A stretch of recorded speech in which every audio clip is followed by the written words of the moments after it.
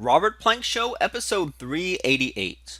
Your business is a live expression of your strategy. Specialize, differentiate, and organize to fill the leadership gaps and get transformational change with Ron Carucci. Hey everyone, and thanks for listening. We're talking right now with Ron Carucci, and Ron is a co-founder and managing partner at Navalent, and he works with CEOs and executives pursuing transformational change for their organizations, leaders, and industries. We're going to talk about lots of fun stuff. How are things, Ron? I'm great. Robert, how are you doing? Better than ever. And so, what's on your mind lately? What do you have for us today? Gosh, I spend my days traipsing the world with leaders who are in the pursuit of some messy big change. And these days, I find myself working with leaders who are, I'd say, undershooting the target. They tend to, with the best of intentions, want to bring about great change in their organization, but tend to underappreciate what that really takes. Everybody's heard the statistics about 70% of organizational change fails, but I think most people don't think about why that is. And I think there's a couple of things I continue to be perplexed by, given how much we've talked about this for the last 100 years. They tend to, overconsume the organization in dozens of initiatives, dozens of little tiny changes, on the hopes that that'll all add up to one big change. And of course, that ain't the way it works. And secondly, they think it's quick.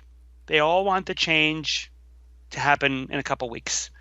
And I hear leaders lament, gosh, I sent the video out, I did the town hall, I sent so many emails, we've communicated the change. Why didn't it stick?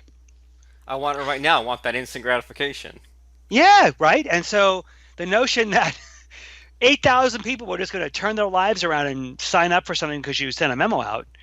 I mean, it sounds foolish when you say it, but so many leaders just want it to be quick and don't understand how hard and how long you have to work before you see fundamental transformation really happen.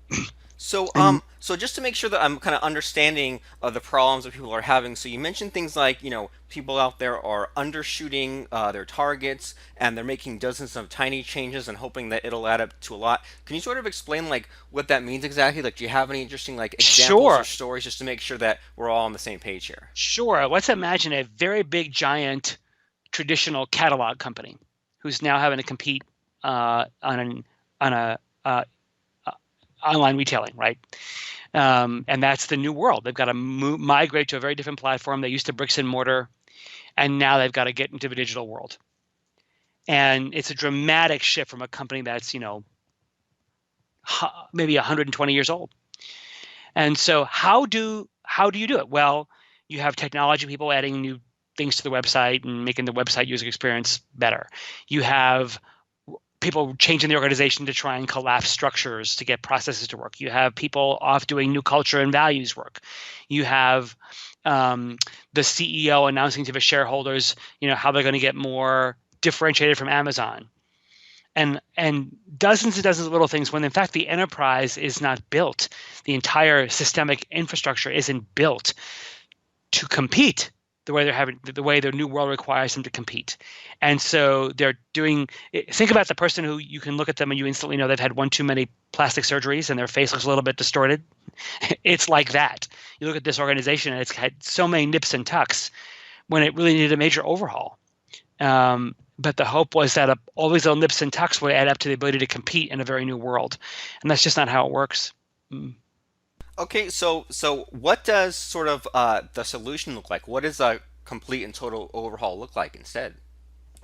Great question. So first, when you go to the heart surgeon, before you get heart surgery, you get an MRI, right? So the first thing is you need to assess the organization, really understand how ready for transformational change is it? How adaptable is it? How much do people believe change is required? What capabilities do you have you can leverage to build?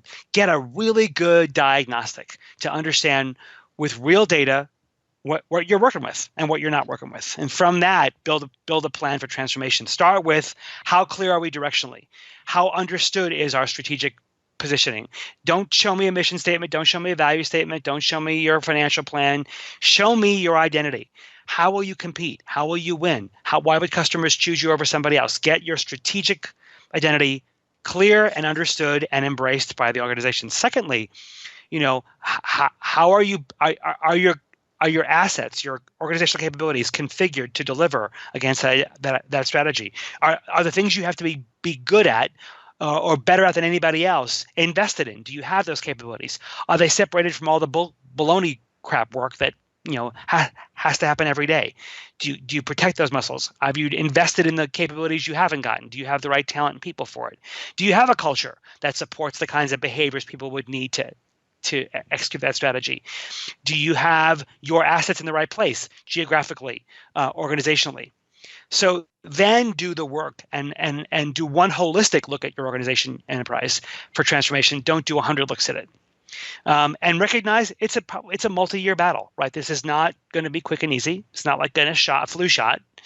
This is really a fundamental. And then what do you have to say no to? The hardest thing I see leaders not do is say, all this other stuff we're doing, we have to stop that, shut it down, sunset it, defer it, so we can do this.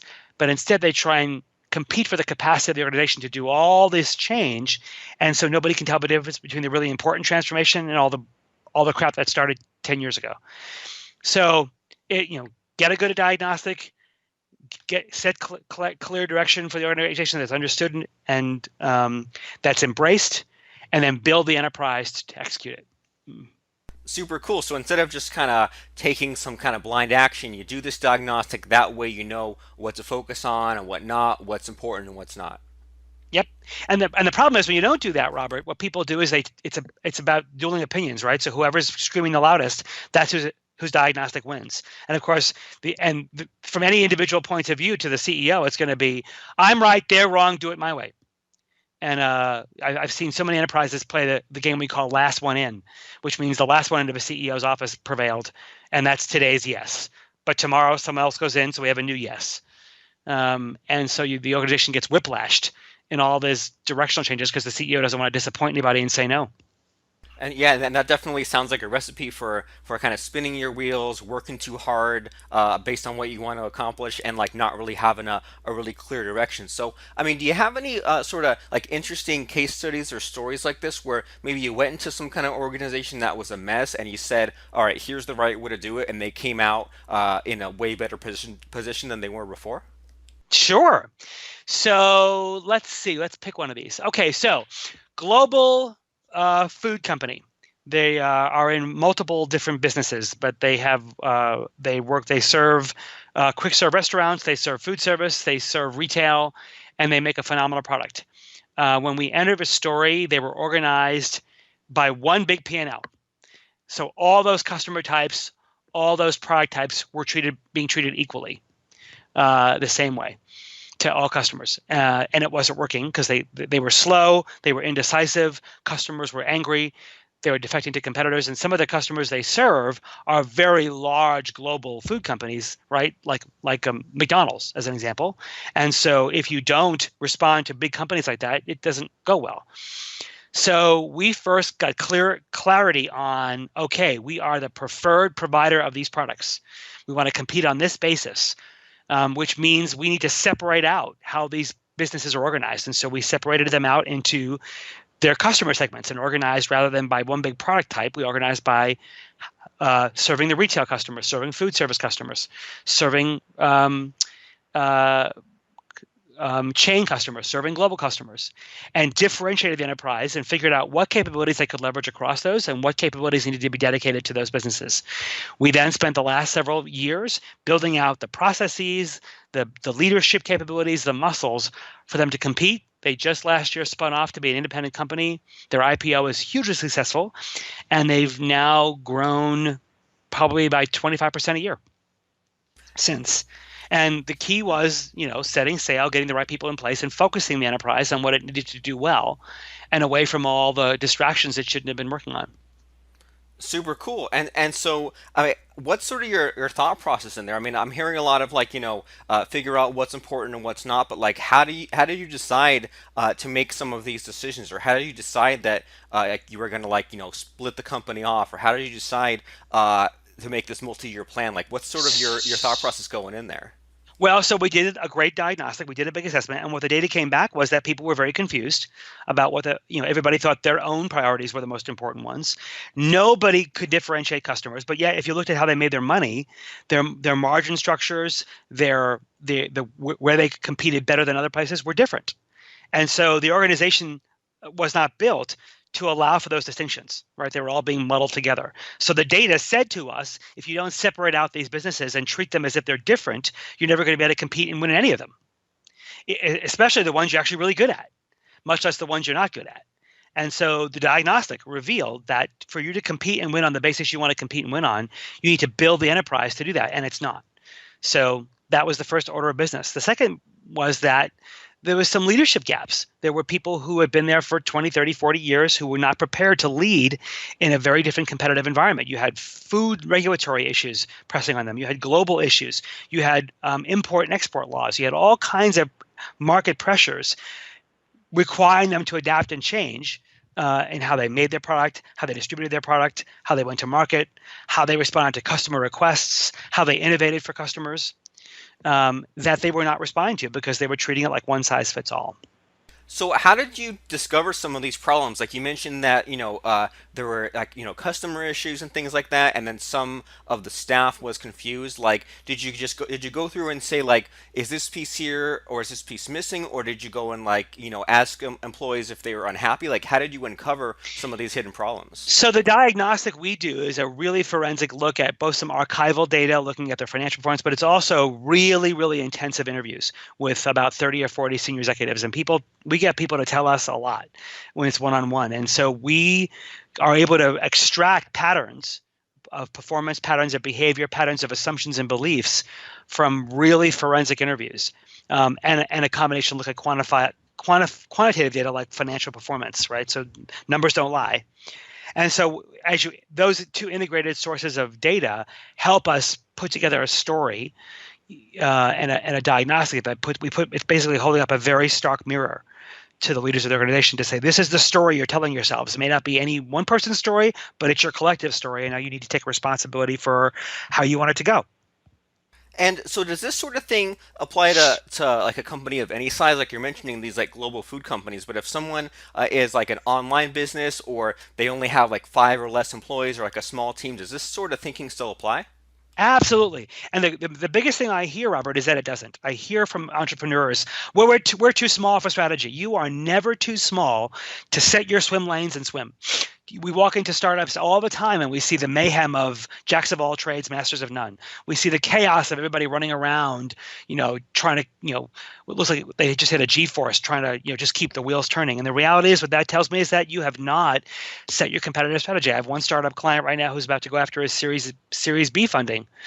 The reality is it was time a year ago for him to start laying out his competitive distinction, laying out the story he wants to tell the marketplace, laying out who he's going to have to compete with, and start, even with only 10 people, start preparing the organization to differentiate, to specialize, to organize the work according to those competitive distinctions. It's never too early to start being disciplined about your trade-offs, to start being disciplined about how you're going to scale. Too many entrepreneurs know how to grow, but they don't know how to scale. They just bolt on cost and bolt on bodies. They get their Series B funding or their Series A funding, or they get to MVP, and suddenly they're just bodies are pouring in the door, and people are just sort of picking up oars instead they start rowing, and you choke the place from and you make it incapable of maneuvering, and you take out all the capacity from being able to truly scale. So no matter how big or small your company, it's never too early to be disciplined about strategy, disciplined about organization, and disciplined about leadership. Super awesome. So I'm hearing a lot of be strategic. Don't just be kind of thinking day to day. Don't just let the business kind of take on a life of its own. Specialize, differentiate, and organize. Yep. I love the expression "take on a life of its own," Robert, because that's so often what happens. And it's such an intense life of its own. It looks cool, right? Wow, look at all this going on here. Look at all these orders we're getting. Look at all the phones ringing, products going out the door. It all looks great. Money's rolling in. So the ability, the confusion of that as something good is a common mistake. It's not something good because it's not sustainable. Right. It sounds like it's chaos and kind of flying by the seat of your pants, being spread super thin, and it looks like a lot of activity, but not like yeah, not really sustainable, not something that's gonna really still be there in a couple of years. So lots of things to sort of think about so far, and just like as we're still talking here, is this like this process that you have? Is this like a system or a course, or is there a book about this, or is this like named something? This thing that you do? Well, so it's my firm, Navalent. It's what we do. We have if you come to our website, we have lots of great articles and blog posts and white papers on this approach. So come visit us. If you want, we have a free ebook for your listeners on leading transformation in organizations. If you come to www.navalent, navalent.com/transformation, there's a great ebook there with you on how to do this. But it's a lot of times when you hire consultants, they come in with expert answers. Our belief as organizational consultants and psychologists is we have to have better questions. It's your company, you need to have the answers. And our belief is that the answer is always in the room. You're just running from it, or hiding from it, or keeping it out of the room, but it's there somewhere. Mm. Well, cool. So navalent.com/transformation to get that free book. And so, I mean, when you go and you help these businesses, you say, your business is in trouble, you're not organized enough, you kind of clean up the mess, so to speak. Is this like a one-time thing or an ongoing thing, or do you ever see some of these organizations sort of either backslide or not implement your advice correctly? Such a great question, Robert. All of the above. So first of all, it's not a one-time thing, right? Most people think transformation is a static thing, but in today's world, you see it in every one of your guests, right? Things are moving so quickly, technologically, globally, geopolitically, that if you are not ongoing adapting. Now, that's not an excuse to be impulsive, right? So you can't just chase the next shiny object. You have to declare your swim lanes and be able to say no. But at the same time, you can't be so rigid that after 5 years you're doing the same thing. So the ability to be agile and to adapt, but to stay focused, that's the key. And so that requires ongoing external context, right? You're always paying attention to the external context, paying attention to the forces around you, paying attention to what your customers are saying and not saying, paying attention to what your competitors are doing. It's a constant ongoing monitoring of being contextually intelligent about what's happening. We see organizations backslide all the time because, again, they declare victory prematurely, and then they realize, oh, we're done, and then suddenly the forces of the past, the gravitational pull toward the familiar is so strong that they begin to get lured back into the comfort of what they knew, or it's hard, right? The first couple of months out is hard, and suddenly it's oh, this is not working. Let's go back to what we knew. And the comfort of the familiar, which is usually a slow death march, prevails over the courage to stay the course and change. So is there an easy answer or an easy answer to kind of stay out of that comfort zone and stay away from the familiar? Well, no, I think people want easy answers. The answer is no. It's never easy to do this. The longer you wait, the fewer options you have, and the harsher your choices are. So what I would say is if you are not being disciplined and cannibalizing your own comfort, cannibalizing your own success, not letting your own hubris or the market's response to you convince you that you're all that in a bag of chips, but understanding, what is the next disruptive force that you need to be getting ready for, and asking yourself what's around the corner, just assume you probably won't be here in a couple of years.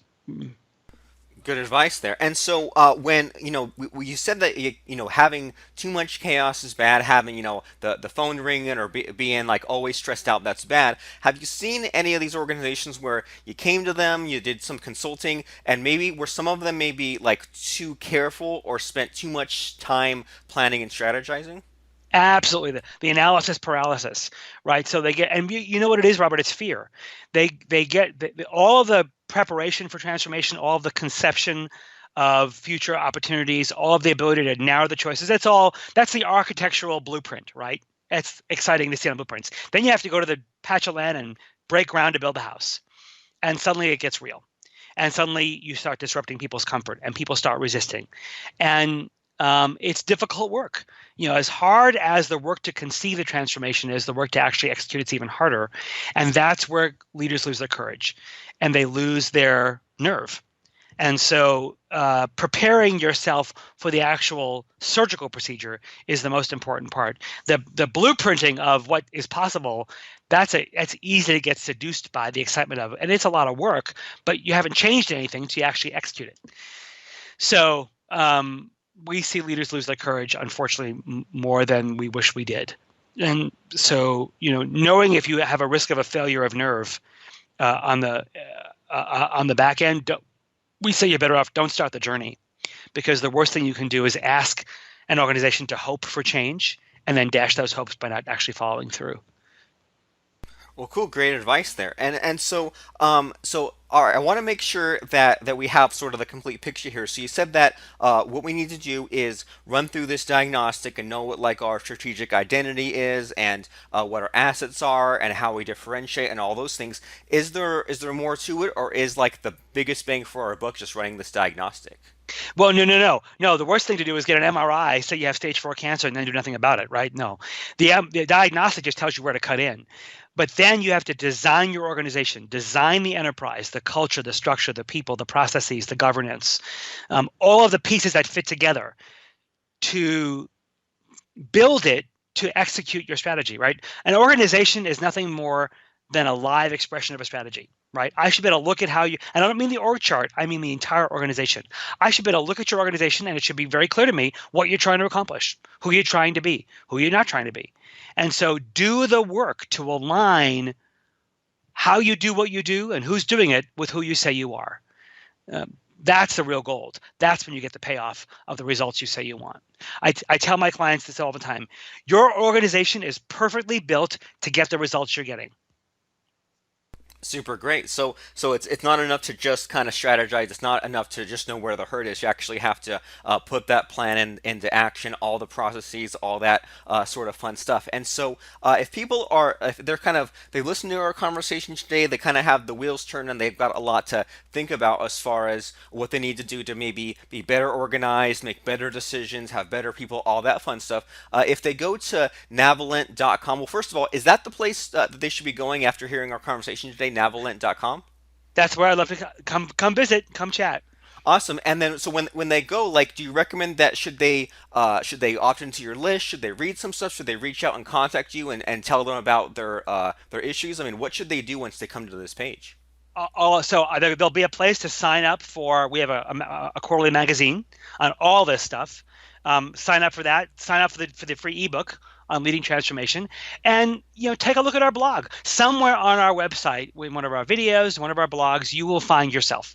You will find the story you're in. You will find the obstacle you're facing. You will find the thing that has made you tear your hair out for too long, and you'll find some ideas on how to get past it. And if you find those ideas intriguing, reach out and call us. We'd love to chat. Super great advice. So we are all in businesses of different industries, different sizes, we're on different stops in the road. We have different problems that we're struggling with. So great advice there. Go to Navalent.com and read around until something clicks, until you say, perfect, this is me, this is the problem that I'm trying to solve right now. And then once that sort of resonates with you, once you read that, then go ahead and click that contact button and reach out to Mr. Ron and his team and see what they can do for you. So Navalent.com, and then that free ebook once again is at Navalent.com/transformation. And as we're sort of winding down our conversation here, Ron, I mean, when you think back to all of your own sort of entrepreneurial highs and lows, and you think back to these different organizations you've consulted for, is there any sort of number one repeat mistake you see people making over and over again, or maybe even something that you'd wish you'd known years and years ago? Anything like that jump out at you? I just got off the phone with a client this morning. In fact, it comes to mind is so often leaders, even great leaders, blind themselves to the truth. And there's people all around them trying to get their attention. And so if you are a leader of an organization, it's your company, or you're a leader in a big company or a small company, and there's a blind spot, there's a landmine coming, and nobody seems to be paying attention, or it's a thing we don't want to talk about. The emperor has no clothes. My gosh, open your mouth and get yourself heard. It's not going to go away. Bad news doesn't get better with age, like wine. And so if there's a thing that no one's talking about, the worst thing you could do would be to continue not talking about it. it takes courage, it takes guts, it's uncomfortable. You might get some blowback, but my gosh, do what's right. And if you're a leader and you don't have people in your face with dissenting points of view, with disconfirming fact bases about how you see the world, pushing back on you, and they're all telling you what you want to hear, you are in the most dangerous place you could be in. So go out and solicit dissent. Go ask for people tell me why my idea is wrong. Tell me why my idea is flawed. Tell me why this strategy could fail. If you're not soliciting dissent to absolutely kick the tires on every assumption you have about why you're so great and why your ideas, all that, you're in trouble. And if your people aren't volunteering those for you, you should be scared, because that means they're all telling you what you want to hear because they're too afraid to tell you what you don't want to hear. So great advice in general, in business and in life, right? Look to solicit dissent. Look for those other points of view. Look for someone else to poke holes in your plan. That way you can have something way better. And if you're on the other end of that, speak up. Don't suffer in silence. Really great advice all around. So everyone, make sure to go to navalent.com, and then you can go there /transformation to get that free book. So that way you can be thinking about maybe these problems that you're going to have down the road or have been having this whole time, maybe even problems in your business that you don't even realize are there, and they could be the solution to you getting what you want. So make sure to go to navalent.com. And thanks, Ron, for dispensing all kinds of great advice and opening our eyes to some new ways of thinking. I really appreciate you coming by and dispensing some of this stuff. Hey, Robert, thanks for having me. It's been great chatting with you. Please subscribe, rate, and review our show at robertplank.com/iTunes, and like us on Facebook at robertplankshow.com.